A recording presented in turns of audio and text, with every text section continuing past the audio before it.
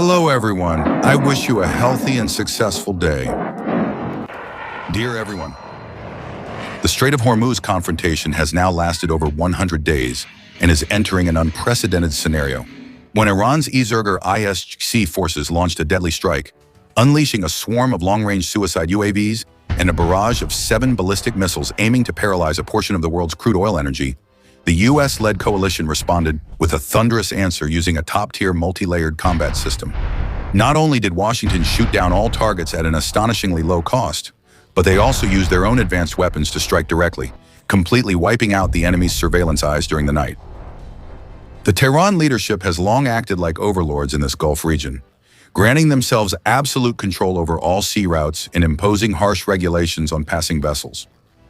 A typical conflict scenario just occurred when the Islamic Revolutionary Guard Corps of Iran, ISGC, deliberately blocked 4 oil tankers that were trying to pass through the strait without their permission or approval. In reality, this so-called approval is actually forcing cargo ships to pay exorbitant passage fees of up to $2 million. After issuing a warning and forcing one ship to stop as well as making the remaining ships turn back, Iran immediately launched a full-scale attack. From the long southern coastline of Iran, 4 long-range suicide drones suddenly launched from their platforms, heading straight for the center of the world's busiest shipping lane. Their sole objective was to strike directly at the giant oil tankers, posing a direct threat to the lives of the crew members and the stability of the global economy. The Tehran military hoped that a surprise attack would completely paralyze this vital trade route, but the United States Central Command, CENTCOM, responded with a strong answer. Before the killer UAVs could approach their targets or cause any damage to the passing ships, the American air defense systems in international waters were activated, and all 4 drones were completely shot down. This was not an easy air defense operation. It required absolute precision, demonstrating the exceptional surveillance and rapid response capabilities of Washington in the face of immediate maritime threats. Not stopping at passive defense to protect maritime security, the U.S. military immediately shifted to a relentless counterattack campaign aimed at completely crippling the enemy's reconnaissance and coordination capabilities. This can be considered a historic milestone in modern warfare, as new generation fighter jets coordinated seamlessly with advanced Lucas combat drones. This perfect combination unleashed a rain of ZDR smart bombs and various long-range precision weapons directly onto the eyes and brains of the Iranian government, pushing the country's supreme command into a state of utter panic. Field footage shows that the ZDR coastal surveillance system in the Ngoro mainland area was completely destroyed. The strategic communication towers on Siri Island were completely demolished without a trace, and the old ZDR network hubs on Qessim Island were entirely wiped out under the destructive power of high-tech weapons. In just a short period of high-level coordinated combat, Iran's entire early warning system and battlefield intelligence picture in the Strait of Hormuz were plunged into darkness. In a desperate attempt to save face after being blinded in terms of intelligence, Tehran immediately launched a retaliatory strike by firing 7 ballistic missiles in succession directly at targets in Kuwait and Bahrain. However, once again, the advanced high-altitude defense shield with THAAD and the most modern American air defense systems demonstrated overwhelming power. 6 missiles were intercepted consecutively in the air, absolutely preserving the lives of American and Allied soldiers without suffering any losses. The 7th missile, due to technical issues or electronic suppression, plunged straight down into the desolate desert like a powerless fall. Despite that harsh reality, Iran still escalated the media war to a dramatic climax with a laughable victory declaration. Mojtaba Khamenei, senior advisor to Iran's new supreme leader, appeared before the media to arrogantly declare to the U.S. president that Iran's missiles are limitless, while America's THAAD systems are completely exhausted. The ISGC forces still insist that they are winning on all fronts, from politics and defense to the economy. There were even statements claiming that they had flattened the U.S. 5th Fleet Command in Bahrain, an exaggerated claim instead of admitting that they only hit some small outposts.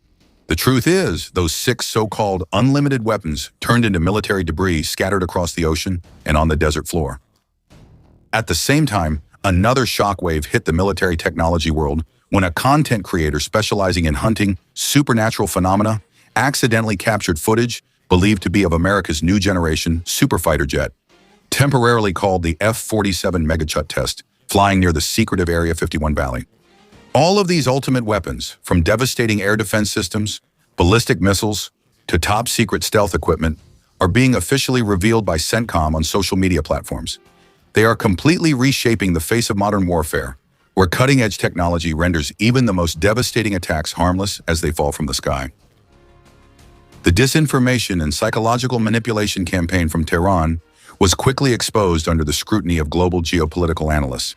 The loud claims by the Islamic Revolutionary Guard Corps of Iran, ISGC, that they had flattened the headquarters of the U.S. Navy's Fifth Fleet in Bahrain were actually just a clumsy psychological warfare tactic to cover up their real failures on the ground.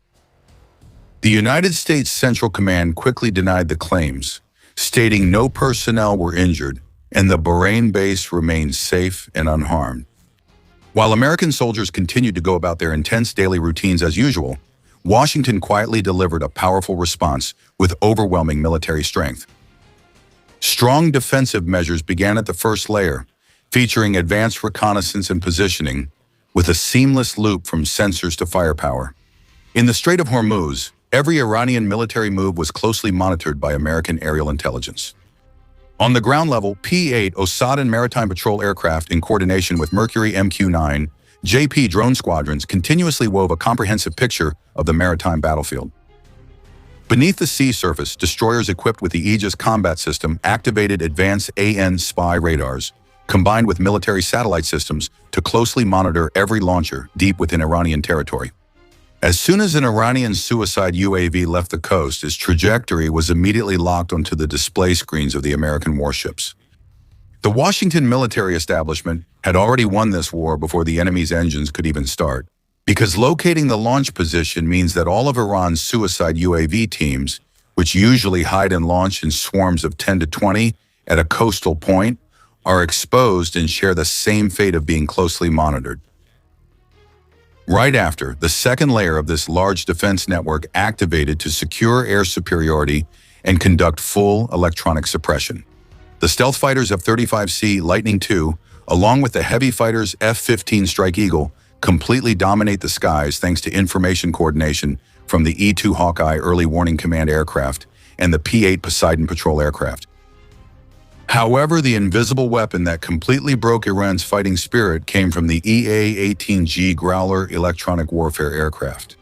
Operating quietly but with tremendous power, the Growler squadrons broadcasted intensively, jamming the entire radar system and communication network of Iran, causing the display screens of the IRGC forces to immediately go dark and show only pitiful traces.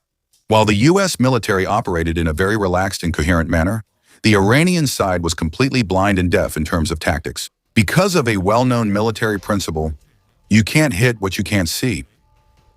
The superiority of modern American military thinking is also clearly demonstrated at the third level of defense, where the economic problem in a war of attrition is thoroughly solved.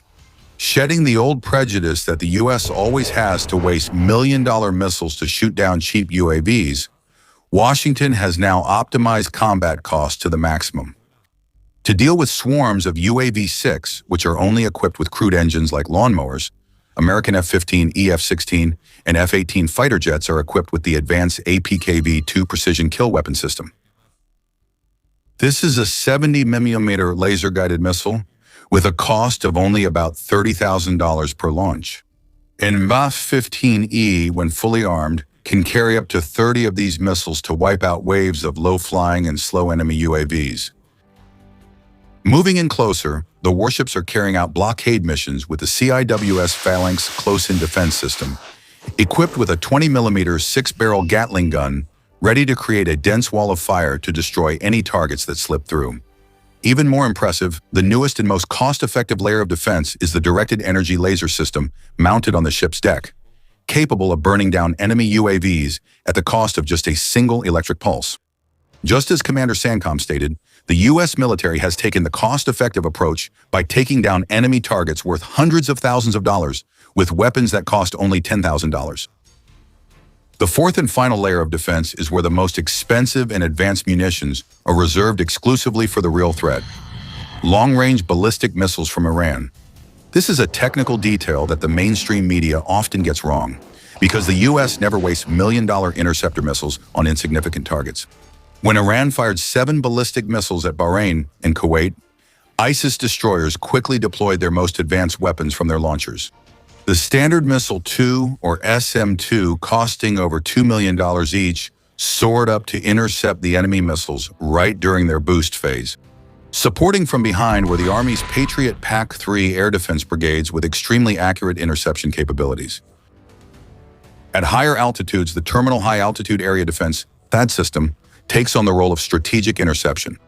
Designed as a giant metal rod without explosives, THAAD destroys ballistic missiles in the upper atmosphere entirely by kinetic energy, from a direct hit at extremely high speed before they can cause damage to American bases or Gulf allies. As a result, 6 ballistic missiles were torn apart in the air, while the 7th experienced a technical malfunction and fell on its own. Thanks to the system's instant and accurate trajectory calculations, the U.S. military was able to avoid wasting any expensive interceptor missiles on a threat that had already self-destructed, closing a disastrous chapter of Tehran's asymmetric strategy. What the Iranian government desperately craves right now is simply some breathing room. They need to unfreeze $24 billion in assets and lift the harsh sanctions before their domestic economy completely collapses. The current comprehensive blockade is strangling the Persian economy. The oil revenues, which amount to $500 million a day, were originally used to support clerics like Murad and the Iranian Revolutionary Guard Corps. In such a dangerous situation, every drone or missile launched is essentially a bargaining chip armed with a warhead. A desperate attempt to raise the price that Washington has to pay for saying no, higher than the price of making concessions. Tragically for Tehran, those tactical cards are swept off the table before they can be converted into real benefits. That helplessness is clearly demonstrated through the 5th layer of U.S. military defense, a direct and intense counterattack in a tit-for-tat manner. When diplomatic negotiations reached a dead end, the United States Central Command, through the Scorpion Strike Task Force, deployed a weapon with a mysterious nature and deep strategic significance, the Lucas suicide drone, model FLM-136. Technically, the Americans used the original design of Iran's cheap triangular UAV-6 as their prototype. Manufactured in the U.S., the entire internal processing system was restructured with swarm combat capabilities and a super Soviet targeting system. Then they were sent back to destroy the very entity that created them.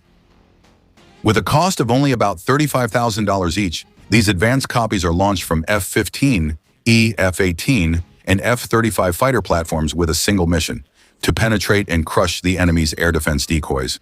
Afterward, Iran could only announce that their coastal decoy stations at Gaza had just been attacked by an unidentified flying object from a surveillance system that Tehran could replace. It simply faded into the darkness without bringing any real results on the ground. Russia attacks Ukraine, causing panic.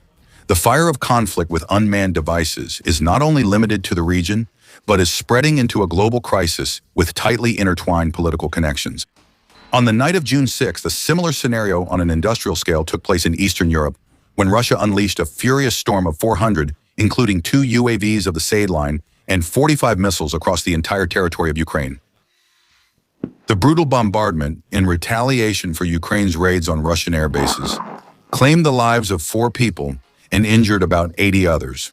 This is the real-world problem of Syed swarm flight tactics at the level of mass destruction, an exact threat model that the U.S. military has just demonstrated in the Strait of Hormuz. However, right in that blazing fire, the Ukrainian military is rising to become the world's top experts in intercepting drones. The hard-earned lessons in defensive tactics from the Ukrainian battlefield are now being seriously studied by SAIDCOM to apply them in reverse and improve the security network in the Strait of Hormuz. The tension of this global chess game has been heightened by news of a secret phone call between Putin and Trump in the past 24 hours, signaling turbulent undercurrents on the international diplomatic stage. So in your opinion, with the war in Hormuz lasting more than 100 days and Iran's counterattack still very strong, will this conflict ever come to an end? Under the economic and military pressure from the U.S., will Iran lay down its arms or agree to a ceasefire?